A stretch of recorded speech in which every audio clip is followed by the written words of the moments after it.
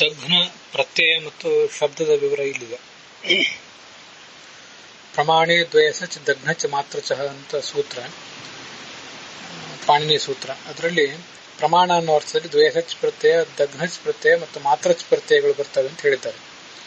ಊರು ಪ್ರಮಾಣವಶ್ಯ ಇತಿ ಊರುದ್ವಯಸಂ. ಯಾವ ಒಂದು ಸರೋವರ, ಕೆರೆ ಮೊದಲಾದದ್ದು ತೊಡೆ ಮಟ್ಟಕ್ಕೆ ನೀರಿರುವಂಥದ್ದು, ಅದಕ್ಕೆ ಊರುದ್ವಯಸಂ ಜಲಂ ಅಂತ ಹೀಗೆ ಹೇಳ್ಬೋದು. ಊರು ದಗ್ಧಂ ಜಲಂ ಅಥವಾ ಊರು ಮಾತ್ರಂ ಜಲಂ ಅಂತ. ಹೀಗೆ ಪ್ರಮಾಣ ಅನ್ನೋ ಅರ್ಥದಲ್ಲಿ ಈ ಮೂರು ಪ್ರತ್ಯಯಗಳನ್ನ ಪಾಣಿನಿ ಹೇಳಿದ್ದಾರೆ. ಈ ಒಂದು ಪ್ರತ್ಯಯ ಅಲ್ಲದೆ ಪ್ರಮಾಣ ಅನ್ನೋ ಅರ್ಥದಲ್ಲೇ ಒಂದು ದಗ್ಧ ಅಂತ ಒಂದು ಶಬ್ದ ಕೂಡ, ಒಂದು ನಾಮಪದ ಕೂಡ ಇದೆ ಅಂತನ್ನೋದನ್ನ ನ್ಯಾಯಸುಧಾದಲ್ಲಿ ವಿವರಿಸಿದ್ದಾರೆ. ಇದರ ಒಂದು ಅವಶ್ಯಕತೆ ಏನು ಅನ್ನೋದನ್ನ ತತ್ವ ನಿರ್ಣಯದಲ್ಲಿ ನಾವು ಗಮನಿಸ್ತೇವೆ. ಆದಘ್ನಾ ಸಹ ಉಪಕಕ್ಷಾ ಸಹ ಉತ್ವೇ ಹೃದಯ ಇವ ಸ್ನಾತ್ವಾ ಉತ್ವೇ ದದೃಶ್ರೇ ಅಂತ ಒಂದು ವೇದವಾಕ್ಯವನ್ನ ತತ್ವ ನಿರ್ಣಯದಲ್ಲಿ ಆಚಾರ್ಯರು ಉತ್ತರಿಸಿದ್ದಾರೆ. ಅದರ ಒಂದು ವಿವರ ತತ್ವನಿರ್ಣಯ ಟೀಕಾದಲ್ಲಿ, ಜೈತೀರ್ಥಿಯ ಟೀಕಾದಲ್ಲಿ ಹೀಗಿದೆ. ಆದಘ್ನಾ ಸಹ ಅಂದ್ರೆ ಆದಘ್ನಾಹ ಅಂತ ಅರ್ಥ, ಪ್ರಥಮ ವಿಭಕ್ತಿ ಬಹುವಚನಗಳು. ಅದಕ್ಕೆ ದಗ್ನ ಶಬ್ದದ ಮೇಲೆ ಅರ್ಷಾಧ್ಯಕ್ಷ ಪ್ರತ್ಯಯ ಬಂದಿದೆ. ಬಹಳ ಪ್ರಮಾಣ ಉಳ್ಳವರು ಅಂತ ಅರ್ಥ. ಬಹಳ ಪ್ರಮಾಣ ಯಾವುದು ಅಂದ್ರೆ ಬಹು ಪ್ರಮಾಣ ಕ್ಷೀರಾಬ್ಧಮಂತಹ, ದೊಡ್ಡ ಪ್ರಮಾಣದ ಕ್ಷೀರಸಾಗರ, ಅದರಲ್ಲಿ ವಿಹಾರ ಮಾಡುವಂಥವ್ರು ಅಂತ ಅದಕ್ಕೆ ಅರ್ಥ ಆಗ್ತದೆ.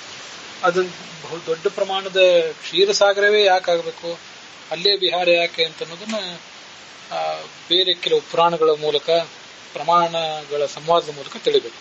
ಕ್ಷೀರಸಾಗರ ದಗ್ನಾಸ್ತು ಕೇಚಿತ್ ತಿಷ್ಠಂತೆ ಮುಕ್ತಿಗಾಹ ಅಂತ ಅಲ್ಲಿ ಪ್ರಮಾಣ.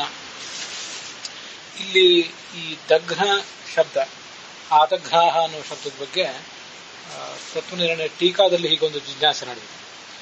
ಪ್ರಮಾಣೇ ದ್ವಯಸಚ್ ದಗ್ನಚ್ ಮಾತ್ರಚ ಅನ್ನೋ ಸೂತ್ರದಿಂದ ಪ್ರಮಾಣ ಅನ್ನುವ ಅರ್ಥದಲ್ಲಿ ದ್ವಯಸಚ್ ದಗ್ನಚ್ ಮಾತ್ರಚ್ ಪ್ರತ್ಯಯಗಳನ್ನ ಹೇಳಿದ್ದಾರೆ.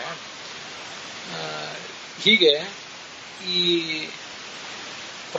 ದ್ವಯಸಚ್ ದಗ್ನಚ್ ಮಾತ್ರಚ್ ಪ್ರತ್ಯಯಗಳು ಶಬ್ದೋಪರಿಯೋ ಪ್ರಸಿದ್ಧ ಮತ್ತು ಉಪಸರ್ಗೋಪರಿ.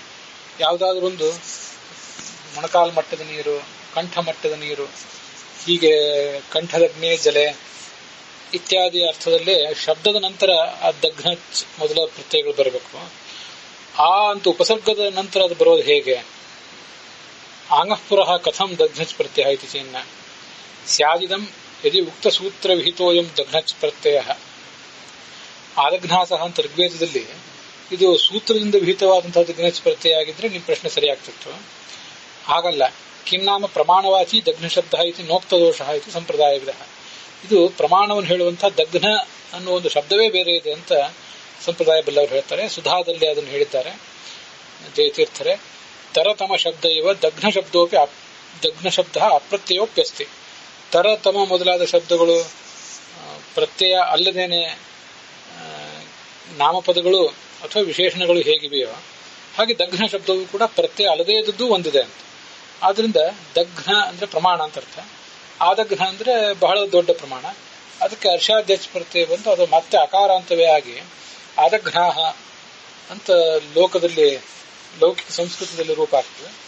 ವೇದದಲ್ಲಿ ಆದಘ್ನಾಸಹ ಅಂತ ಅದರ ರೂಪ ಆಗ್ತದೆ ಅಂತ ನಾವು ಅದನ್ನು ತಿಳಿಬೇಕು. ಇದನ್ನ ತತ್ವನಿರ್ಣಯದ ಜಯತೀರ್ಥಿಯ ಟೀಕಾದ ಶ್ರೀನಿವಾಸ ತೀರ್ಥರ ಟಿಪ್ಪಣಿಯಲ್ಲಿ ವಿವರಿಸಿದ್ದಾರೆ.